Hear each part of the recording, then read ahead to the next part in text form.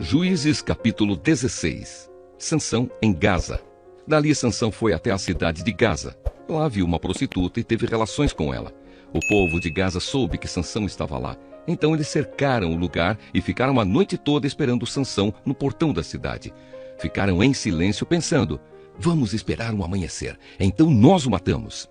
Mas Sansão ficou deitado somente até a meia-noite. Depois se levantou e arrancou o portão da cidade com os batentes e as trancas, pôs tudo nos ombros e carregou para o alto do monte que está em frente da cidade de Hebrom. Sansão e Dalila. Depois disso, Sansão se apaixonou por uma mulher chamada Dalila, que morava no vale de Soreque.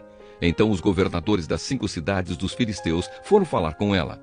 Eles disseram assim: dê um jeito de Sansão contar a você por que ele é tão forte e como é que o poderemos dominar, amarrar e deixar sem defesa. Se você fizer isso, cada um de nós lhe dará 1.100 barras de prata. Então Dalila pediu a Sansão: por favor, me conte o segredo da sua força. Se alguém quiser amarrar você e deixar sem defesa, o que é que ele deve fazer? Sansão respondeu: se me amarrarem com 7 cordas de arco novas, que ainda não secaram, eu ficarei fraco e serei como qualquer um. Aí os governadores dos filisteus trouxeram para Dalila 7 cordas de arco novas, que ainda não estavam secas, e ela amarrou Sansão.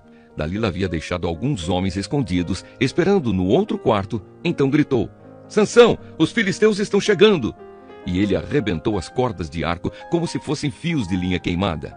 Assim eles continuaram sem saber qual era o segredo da força de Sansão. Então Dalila lhe disse: até agora você mentiu e caçoou de mim. Por favor, me diga como é que alguém pode amarrar você. Sansão respondeu: se me amarrarem com cordas novas que nunca foram usadas, ficarei fraco e serei como qualquer um. Aí Dalila pegou cordas novas e amarrou os braços dele. Depois gritou: Sansão, os filisteus estão chegando! Os homens estavam novamente escondidos, esperando no outro quarto, mas Sansão arrebentou as cordas como se fossem fios de linha. E Dalila disse: você continua mentindo e caçoando de mim. Diga, como é que alguém pode amarrar você? Ele respondeu: se você tecer num tear as 7 tranças do meu cabelo e prendê-las com um prego grande de madeira, eu ficarei fraco e serei como qualquer um. Então Dalila fez com que Sansão dormisse. Quando ele adormeceu, ela pegou e teceu as 7 tranças dele num tear e prendeu-as com um prego grande de madeira. Depois gritou: Sansão, os filisteus estão chegando! Mas ele se levantou, arrancou o prego e tirou o cabelo do tear. Então ela disse: por que você diz que me ama se isso não é verdade? Você me fez de boba 3 vezes e até agora não me contou por que é tão forte. E ela continuou a perguntar isso todos os dias. Sansão ficou tão cansado com a insistência dela que já não aguentava mais. E acabou lhe contando a verdade. O meu cabelo nunca foi cortado, disse ele. Eu fui dedicado a Deus como nazireu desde que nasci. Se o meu cabelo for cortado, perderei a minha força, ficarei fraco e serei como qualquer um. Quando Dalila percebeu que ele tinha dito a verdade, mandou o seguinte recado aos governadores filisteus: voltem de novo, agora ele me disse a verdade. Então eles vieram e trouxeram o dinheiro. Ela fez com que Sansão dormisse no seu colo. Em seguida chamou um homem e ele cortou as 7 tranças de Sansão. Aí Dalila começou a provocá-lo, mas ele havia perdido a sua força. Ela gritou: Sansão, os filisteus estão chegando! Ele se levantou e pensou: eu me livrarei como sempre. Sansão não sabia que o Senhor o havia abandonado. Os filisteus o pegaram e furaram os seus olhos. Então o levaram para Gaza e o prenderam com correntes de bronze e o puseram para trabalhar na prisão, virando um moinho.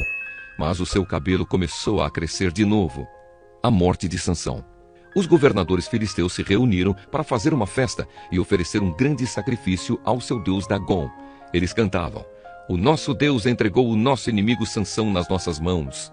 E o povo, quando viu Sansão, cantou louvores ao deus Dagom assim: o nosso Deus entregou nas nossas mãos o inimigo que destruía a nossa terra e matava muitos dos nossos. E no meio daquela alegria disseram: chamem Sansão para ele nos divertir. Trouxeram Sansão para fora da cadeia e se divertiram à custa dele. Depois o colocaram entre as colunas do templo.